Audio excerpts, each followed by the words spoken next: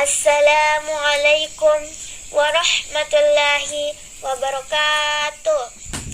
Rekan-rekanku sekalian yang saya hormati, perkenalkan, nama saya Safira dari MTS Negeri Sopeng. Pada kesempatan kali ini, saya akan menceritakan kisah Islami yang berjudul Tariq bin Ziyad. Tariq bin Ziyad, penakluk Andalusia, salah satu pahlawan besar Islam yang banyak dikenang dan diingat orang adalah seorang panglima yang bernama Tariq bin Ziyad. Tariq adalah salah seorang panglima terbesar dalam sejarah Islam yang merupakan prajurit kerajaan Umayyah Bani Umayyah. Setelah Musa bin Nusair membuka jalan pasukan Islam ke Eropa, Tariq bin Ziyad menyempurnakannya dengan menaklukkan Andalusia. Atas perintah Khalifah Al-Walid bin Abdul Malik, Tariq membawa pasukan Islam menyeberangi Selat Gibraltar menuju daerah daratan Eropa. Dari sinilah sejarah bangsa Ifranji, sebutan untuk orang-orang Eropa, itu berubah. Tariq bin Ziyad dilahirkan pada tahun 50 Hijriah atau 670 Masehi di Kancala Aljazair dari kabilah Nafsah. Ia bukan seorang Arab, akan tetapi seorang yang berasal dari kabilah Barbar yang tinggal di Maroko.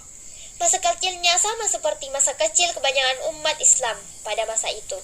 Ia belajar, membaca, menulis, juga menghafal surah-surah Al-Quran dan hadis. Tidak banyak yang dicatat oleh ahli sejarah mengenai masa kecil Tariq bin Ziyad. Dalam takrir Ibnu Nusair, sejarawan mengatakan Tariq adalah budak dari Amir Kerajaan Umayyah di Afrika Utara.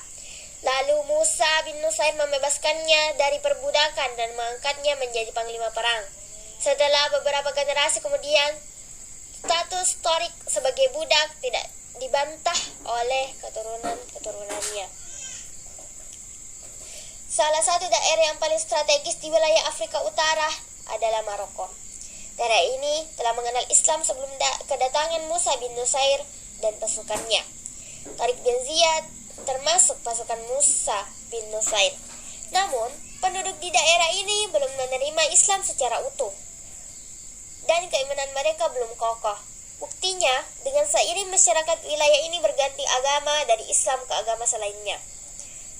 Di antara penyebab pergantian agama ini karena penaklukan Maroko di masa Uqbah bin Nafi kurang memperhatikan pendidikan keagamaan. Islam belum mapan di suatu daerah. Uqbah dan pasukannya sudah berangkat ke daerah lainnya.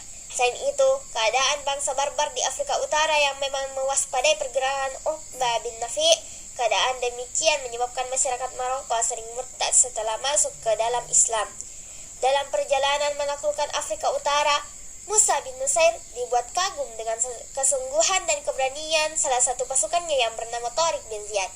Setelah menaklukkan beberapa wilayah, akhirnya pasukan ini berhasil menaklukkan kota Al-Hujaimah, salah satu kota penting di Maroko.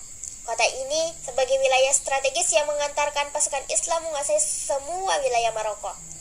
Musa kembali ke Qairawan, sedangkan Tariq menetap di sana dan memberi pengajaran keagamaan kepada masyarakat Barbar Maroko. Salah satu rahasia mengapa agama Islam begitu diterima di wilayah-wilayah yang ditaklukkan karena umat Islam tidak memperbudak dan bukan bertujuan menguasai. Akan tetapi, tujuannya adalah membebaskan wilayah tersebut dari kezaliman dan penguasaannya serta hukum-hukum yang tidak adil. Oleh karena itu, kita jumpai wilayah-wilayah yang ditakluk umat Islam, penduduk pribuminya berbondong-bondong memeluk agama Islam. Sebelum umat Islam menguasai Andalusia, daratan Siberia dikuasai oleh seorang raja zalim yang dibenci oleh rakyatnya, yaitu Raja Roderick. Di sisi lain, berita tentang keadilan umat Islam masyhur di masyarakat seberang Selat Gibraltar. Oleh karena itu, orang-orang Andalusia sengaja meminta tolong dan memberi jalan kepada umat Islam untuk menggulingkan Roderick dan membebaskan mereka dari kezaliman Roderick. Segera setelah permintaan tersebut sampai ke Tariq, ia langsung melapor kepada Musa bin Nusair untuk meminta izin membawa pasukan menuju Andalusia. Kabar ini langsung disampaikan Musa kepada Khalifah Al-Walid bin Abdul Malik, dan beliau menyetujui melanjutkan ekspansi penaklukan Andalusia yang dirintis sebelumnya. Pada bulan Juli 710 Masehi, berangkatlah 4 kapal laut yang membawa 500 orang pasukan terbaik umat Islam. Pasukan ini bertugas mempelajari bagaimana medan perang Andalusia. Mereka sama sekali tidak melakukan kontak senjata dengan orang-orang Eropa. Setelah persiapan dirasa cukup dan kepastian kabar telah didapatkan, Tariq bin Ziyad membawa serta 7.000 pasukan lainnya melintas lautan menuju Andalusia. Mendengar kedatangan kaum muslimin, Roderick yang tengah sibuk menghadapi pemberontakan-pemberontakan kecil di wilayah perang Sidonia, ia pun langsung mengalihkan perhatiannya kepada pasukan kaum muslimin. Ia kembali ke ibu kota Andalusia kala itu yang bernama Toledo untuk mempersiapkan pasukannya menghadang serangan kaum muslimin. Roderick bersama 10.000 pasukan yang dibekali dengan peralatan yang lengkap segera berangkat ke selat menyambut kedatangan pasukan Tariq bin Ziyad. Tariq mengetahui bahwa Roderick membawa pasukan yang begitu besar. Ia segera menghubungi Musa bin Nusair untuk meminta bantuan. Dikirimlah pasukan tambahan yang jumlahnya hanya 5.000 orang. Akhirnya, pada 28 Ramadan 92 Hijriah, bertepatan dengan 18 Juli 711 Masehi, bertemulah dua pasukan yang tidak berimbang di Media Sidona. Perang yang dahsyat pun berkecamuk selama 8 hari. Kaum muslimin dengan jumlah yang kecil tetap bertahan kokoh menghadapi hantaman orang-orang Visigot pemimpin Roderick. Keimanan serta janji kemenangan atas syahid di jalan Allah telah memantapkan kaki-kaki mereka dan menyirnakan rasa takut dari dada-dada mereka. Di hari ke-8, Allah pun memenangkan umat Islam atas bangsa Visigot dan berakhirlah kekuasaan Roderick di tanah Andalusia. Setelah perang besar yang dikenal dengan Perang Sidonia, pasukan Muslim dengan mudah menaklukkan sisa-sisa wilayah Andalusia lainnya. Musa bin Nusair bersama Tariq bin Ziyad berhasil membawa pasukannya hingga perbatasan di Selat Andalusia. Musa bin Nusair dan Tariq bin Ziyad tidak hanya mengalahkan penguasa-penguasa zalim di Eropa, namun mereka berhasil menaklukkan hati masyarakat Eropa dengan memeluk Islam. Mereka berhasil menyampaikan pesan bahwa Islam adalah agama mulia dan memuliakan manusia. Manusia tidak lagi menghina diri mereka di hadapan sesama makhluk. Kemuliaan hanya diukur dengan ketakwaan, bukan nasab, warna kulit, status sosial, dan materi. Musa dan Tariq juga berhasil menanamkan nilai-nilai tauhid dan memurnikan penyembahan hanya kepada Allah semata.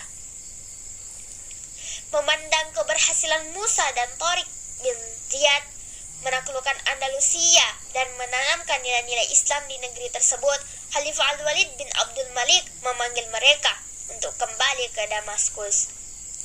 Sekali lagi, kisah Tariq bin Ziyad merupakan buah dari kebijakan-kebijakan kerajaan Umayyah yang seolah-olah dilupakan para pembencinya. Mereka disibukkan dengan isu-isu yang dibuat oleh orang-orang Syiah bahwa Bani Umayyah menzalimi Ahlul Bait Rasulullah.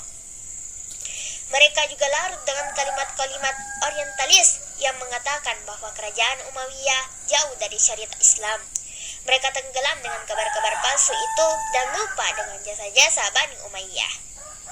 Bagi masyarakat Eropa, tentu saja kedatangan Islam melalui Tariq bin Ziyad membawa dampak besar terhadap perkembangan peradaban mereka.